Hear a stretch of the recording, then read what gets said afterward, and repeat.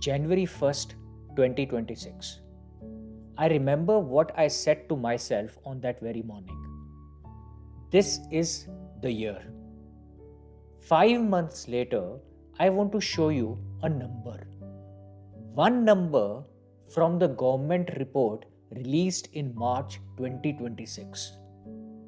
And after I show that number to you, I am going to tell you what I actually think it means. Not what the headline said, what it means. Not because the numbers are extremely shocking, because in 2026, honest is the rarest thing anyone is giving you about this country. I want to show you something. Statistics Canada released a report in March 2026. I went through it and I want to walk you through three specific numbers. Number one, in Q4 2025, October to December, Canada's population decreased by 103,504 people, a 0.2% population decline in one quarter. The very first peacetime population decline in modern Canadian history. Now, here is what the number is actually made of. New permanent residents that arrived in Canada, the number is approximately 83,000. New students and workers that arrived, about 77,000. And in the very same quarter, about 248,380 students and work permit holders left Canada. And 24,907 permanent residents and citizens, people with the card, people with status permanently left Canada. 24,907 in one quarter. Annualized, this is close to 100,000 permanent residents and Canadian citizens leaving Canada every year. Number two, Statistics Canada's portrait of Canada's immigration released March 2026 confirmed this. Permanent residents and immigrants are 23% of Canada's total population, but they account for nearly 2/3 of every person who emigrate from Canada. 23% of the population and about 2/3 of the people leaving.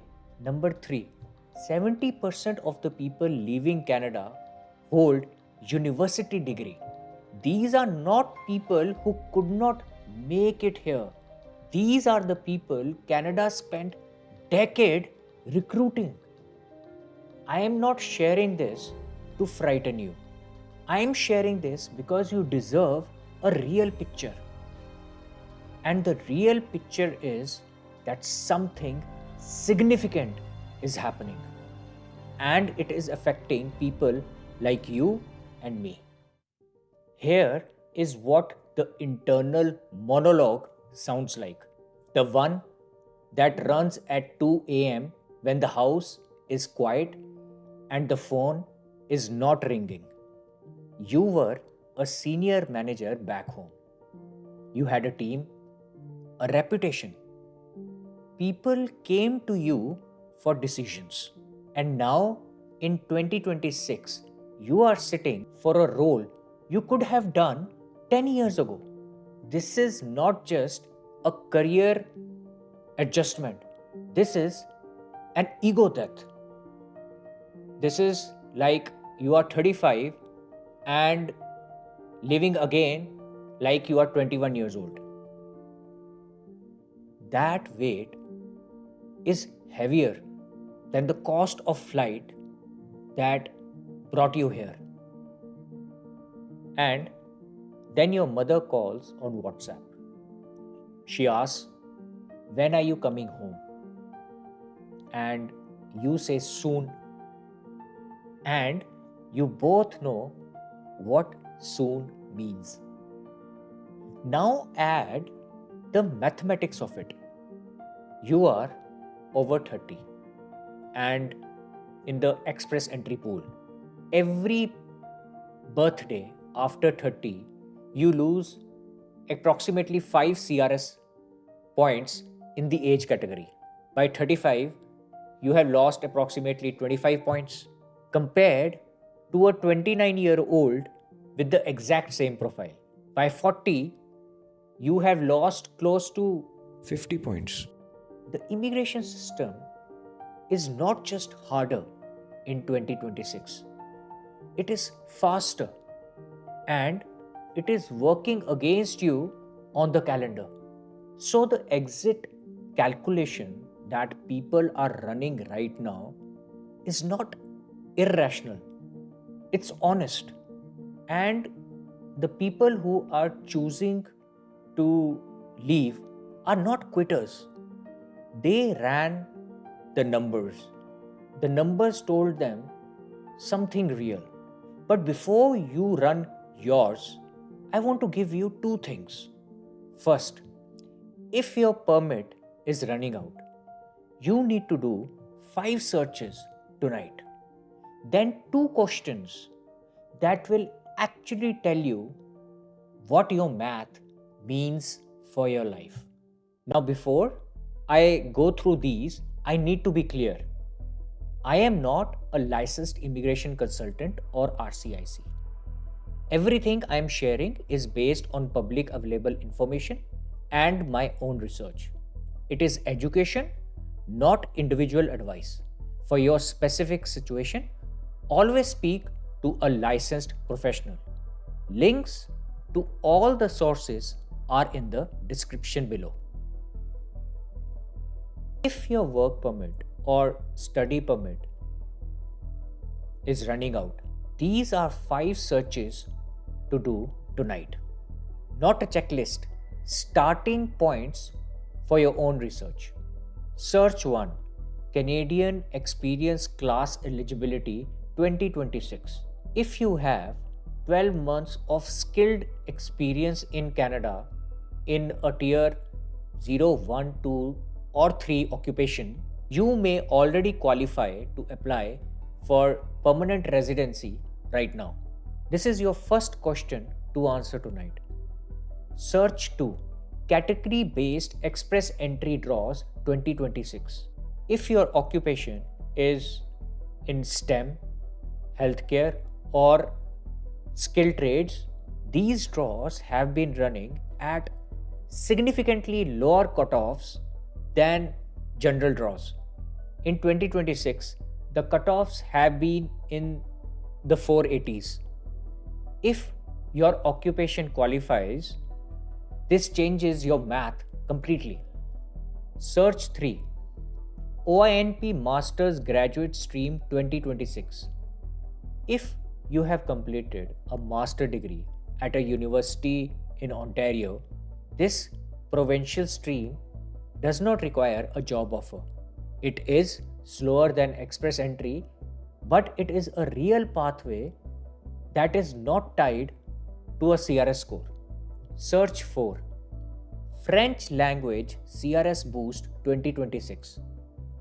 Recent French language draws have had a cutoffs of close to 379 to 400s. If you have any ability in this language or can dedicate 6 to 9 months to reaching CRS 7, this is the most powerful unlock available to you right now. Search 5, Alberta, Manitoba, Saskatchewan PNP 2026. Ontario's provincial nomination allocation is nearly exhausted. Other provinces still have space relative to their population. If you have any flexibility on location, this is worth researching seriously. These are just the starting points, not an advice. Your situation is specific.